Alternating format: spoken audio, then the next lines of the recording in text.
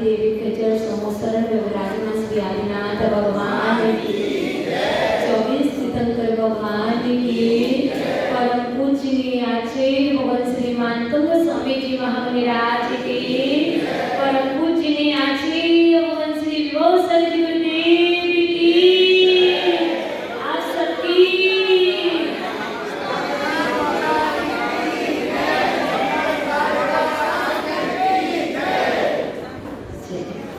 प्रिय अर्पण आपके मंगल भाव से अपने मंगल भाव से अपना मंगल होता है।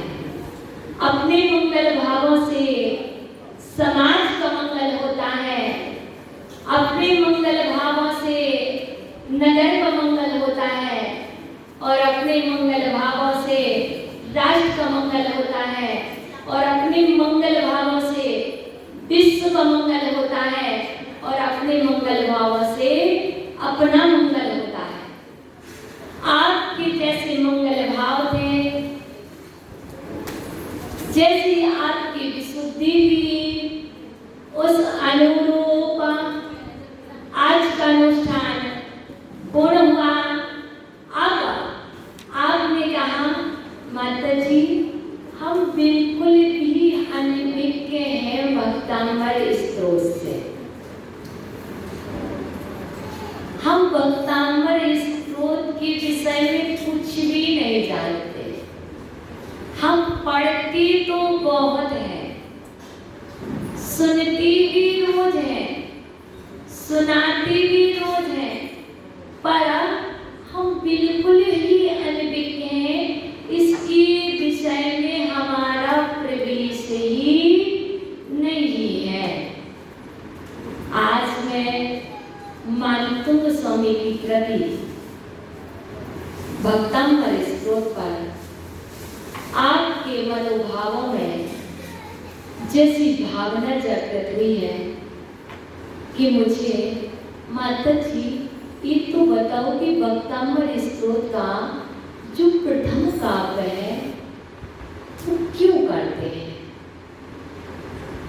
मैं आज आपको ये बताने जा रही हूँ कि जब भक्तामृत स्रोत का प्रथम काव्य पढ़ो तो माता पद पाद पंकज कहाँ है पाद क्या शब्द है इसमें बताया आपको पाद पीठा क्या चिन्ह पाद युगम युगाला। पहले मैं आपको बता दूं प्रकाश डालने के पहले चिन्ह पाद युगम युगाला। आप जब भी विधान करें, जब भी भक्तामृत जी की पूजा करें, जब भी आप पाठ करें तो एक बात पर बिल्कुल ध्यान रहे, थाली पे ना जाए दृष्टि तो भी चिंता नहीं है। मुझे बहुत अच्छी बात लगी, बताऊं क्या ये ना भले धर्मात्मा नहीं है मोहे, बिल्कुल धर्मात्मा नहीं है, लेकिन फिर भी क्रियाओं में नहीं उलझा, भाव में उलझा। धर्मात्मा नहीं है वो कह रहा, मैं धर्मात्मा नहीं हूँ, मैं पापात्मा हूँ। वो कहता है पापात्मा हूँ, तो क्रियाओं में नहीं उलझा, किसमें उलझा? भावों में और उनकी भक्ति में उलझा। ऐसी तुम ना सिर्फ अपनी थाली, जैसे हमारे गुरुदेव ने हमारे लिए कहा है बेटा आहार करना तो अपने अंजलि को देखना और अपनी नीचे जो पात्र रखा है उसको देखना। ऐसी ही मैं कह रही हूँ यहाँ जितने भी भक्त मानतुंग स्वामी के बेटे हैं वे सब सिर्फ अपने आप को देखें, अपनी विशुद्धि को देखें। और यहाँ पर कह रहे हैं निश्चय में कह रहे अपने आप को देखें और व्यवहार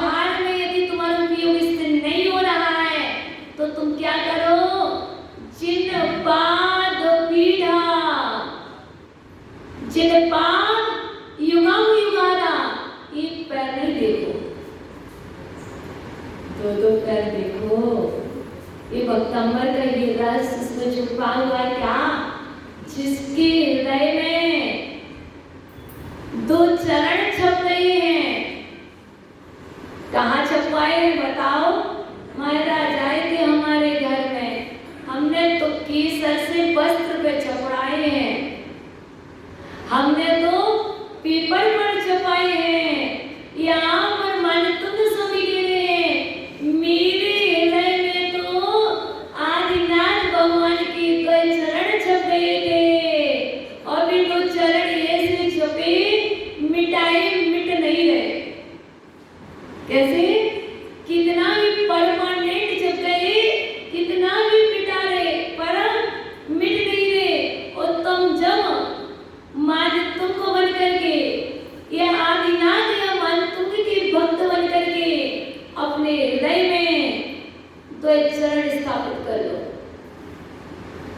और सामने देखो तो आपको ऐसे दिखना चाहिए कि आपकी थाली में दो चरण आदिनाथ भगवान के रखे हैं, और वो कह रहे हैं क्या? हित का उपदेश दे रहे हैं। हित का उपदेश देकर के संसार समुद्र के प्राणियों को बाहर निकाल रहे हैं, क्योंकि ये चरण साधारण नहीं है भाई। ये चरण साधारण नहीं है जो आप प्रतिदिन स्पर्श करते हो। ये चरण कोई विशेष है।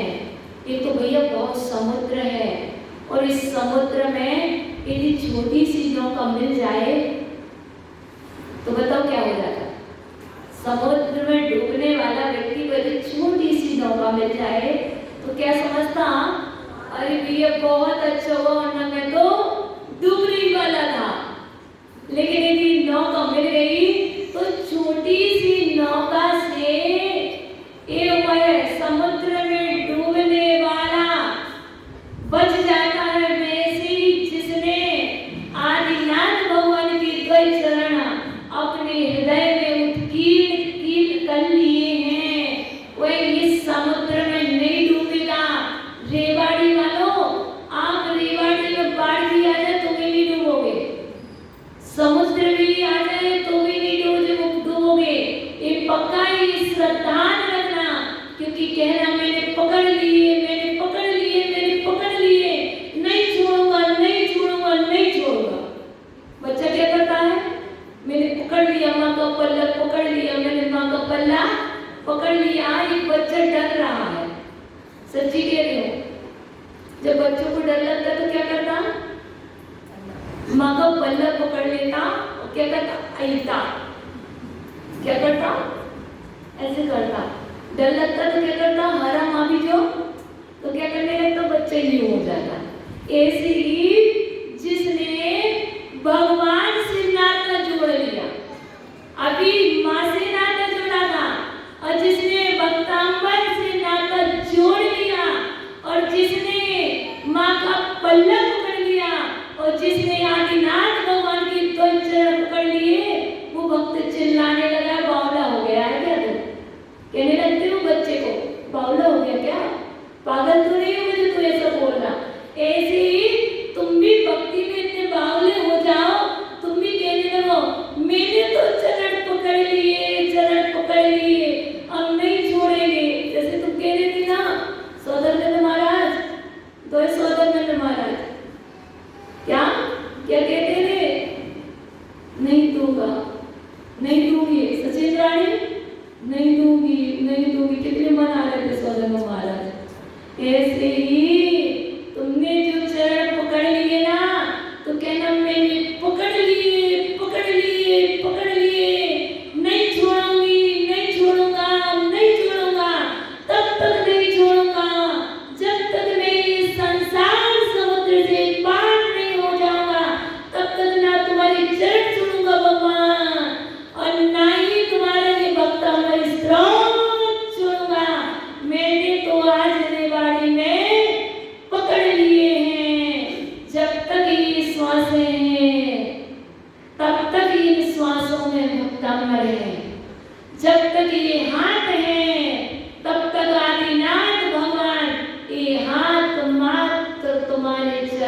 का स्पर्श करने के लिए।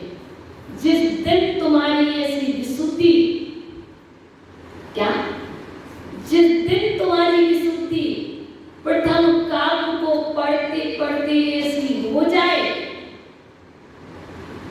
उस दिन तुम समझ लेना कि तुम्हारे संपूर्ण कार्य हो गए। अभी तो ये काव्य की बात चल रही है, सबकी नहीं चल रही है। तुम पूरा वक्त मर्जी करते हो, वो पूछा कि तुम्हारे कितने में विशुद्धि लगी, तुम्हें ही नहीं पता। तुम सिर्फ प्रथम काव्य में तुम कितनी विशुद्धि लगा रहे हो, क्योंकि सर्व विघ्न विनाशकम प्रथम काव्यम, सर्व विघ्न विनाशकम प्रथम काव्यम। जितनी भी विघ्न है, जितनी भी विपत्ति है, जितनी भी प्रकार की समस्याएं हैं, वो समस्याएं मात्र मैं कह रही हूँ एक बार तो चरण पकड़ के देखो। मैं कह रही हूँ मैंने पकड़ लिया है, नहीं छोड़ूंगी। मुझे कोई उठा के भी ले जाए इसकी ताकत, पर मैं भक्ता मन स्त्रोत छोड़ने वाली नहीं हूँ। तुम आओ सो सही, तुम ना आओ तब भी सही, तुम लीन हो जाओगे, लेकिन मैं तो बिना बुलाए आ जाऊंगी। बताओ भाई किसने निवेदन किया था रमश्री आओ? किसी ने किया था? 5:25 पर मैं यहाँ थी, बिना निवेदन के, बिना आमंत्रण के, क्योंकि मैंने ये पहले से संकल्प कर लिया है, एक रेवाड़ी बालों का अकलंक शरणालय अब नहीं है, ये आदिनाथ भगवान का समूह शरण है। एक बात तुम स्वामी का दरबार है। यहाँ मुझे ना कोई आमंत्रण चाहिए, ना कोई मुझे निमंत्रण चाहिए। मुझे अपनी विशुद्धि बढ़ानी है, मुझे अपने भावों को शुद्ध करना है और कर्मों का क्षय करना है। कर्म क्षयार्थम भक्तामर विधानम, कर्म क्षयार्थम अनुष्ठानम। भैया विधान किस लिए किया? कर्म क्षयार्थम भक्तामर अनुष्ठानम और पाप क्षयार्थम। इसलिए क्या? पाप क्षयार्थम अनुष्ठानम। पापों का क्षय करने के लिए है ये अनुष्ठान। जब पाप का क्षय हुआ तो बताओ क्या बढ़ेगा? पुण्य बढ़ेगा कि पाप बढ़ेगा? पुण्य बढ़ेगा ना। जिसने प्रातः बेला में जो चाय का प्याला उठाता था, उसने प्रातः बेला में उठ करके भगवान के मस्तक पर ढालने वाला कलश उठा लिया। बताओ इससे ज्यादा पुण्यात्मा कौन होगा रे बड़ी वालों? मुझे लगता कोई नहीं होगा। मुझे लगता कि जो सुबह सुबह नमकीन की और पेड़ा बर्फी पोहा उठाते थे, वो सुबह सुबह से अष्टद्रव्य की थाली उठा ले। बताओ उससे ज्यादा कौन पुण्यात्मा होगा? वही अनुष्ठान तो पापों को क्षय करने के लिए है। जब तक तुम्हारे पापों का क्षय नहीं होगा, जब तक अनुष्ठान से पापों का क्षय होता है और आप विशुद्धि बढ़ाए, सर्व विघ्न विनाशकम। कल से ध्यान रखना, द्वैत चरण देखना पहले काव्य में, चाहे तो वो थाली में लेके जाए, चाहे वो हृदय में लेके जाए। जब अपन कहते हृदय स्थित आया, हृदय में द्वैत चरण है और उन द्वैत चरण के ऊपर क्या है? किलीम है। और जिसने उन द्वैत चरणों के उस किलीम को पकड़ लिया, अब कोई नहीं छुड़ा पाएगा। मैं बता रही हूँ, कभी किलीम मत कर लेना, किलीम मत कर लेना। कोई बीजाक्षर है, महान बीजाक्षर है, और इस बीजाक्षर को जिसने पकड़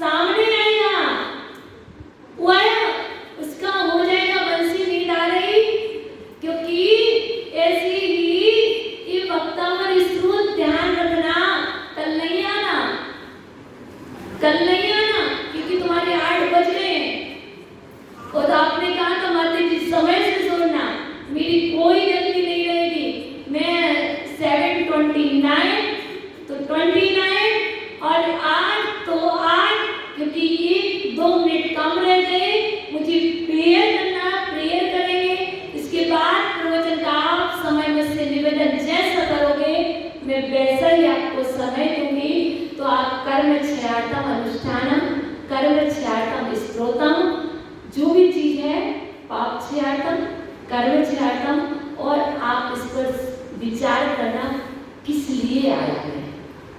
धन मांगने नहीं आया, बीमारी दूर करने नहीं आया। दो ही चीजें बोला, कर्म छयातम निस्प्रोतम पाप छयातम निस्प्रोतम, कर्म छयातम निस्प्रोतम पाप छयातम निस्प्रोतम, पुण्य पुण्य प्रदायकी स्त्रोतम भाव विशुद्धि स्त्रोतम, पुण्य प्रदायकी स्त्रोतम भाव विशुद्धि स्त्रोतम। ठीक है ना? क्या आप जैसा जैसा बोलते जाओगे वैसी वैसी तुम्हारी विशुद्धि बढ़ती जाएगी, पाप दूर जाएगा, तो कार्य की सिद्धि हो जाती है। मेरी भगवान आपसे कोई डिमांड नहीं है कि आप मुझे कुछ देना, बस भगवान इतनी सी कृपा करना, जैसे आपने कर्मों का क्षय कर दिया है परमात्मा, वैसे मेरे भी आपके स्मरण करते करते मेरे कर्मों का क्षय हो जाए। आप कल आओगे, कितने लोग आओगे? हाथ खड़ा करके बता दो, तो बुलाओ ना भगवान से, कहो बुलाना भूल न जाना, सपनों में आना, जैसे भी हो हमको अपने दर पर ले आना, तेरे दर पर ऐसा लगता जो अपना घर हो, मेरा अंतिम समाधि तेरे दर पर। यदि मुझसे प्रमाद की बसो करके कोई असुंदर कार्य हो गया हो, तो इस जिनालय में निवास करने वाले, इस समोशरण में निवास करने वाले वितरागी अनंत देव मेरे समस्त अपराधों को क्षमा करें, क्षमा करें, सद्बुद्धि दें। नमोस्तु भगवान, नमोस्तु भगवान, नमोस्तु अजय भगवान। आपस में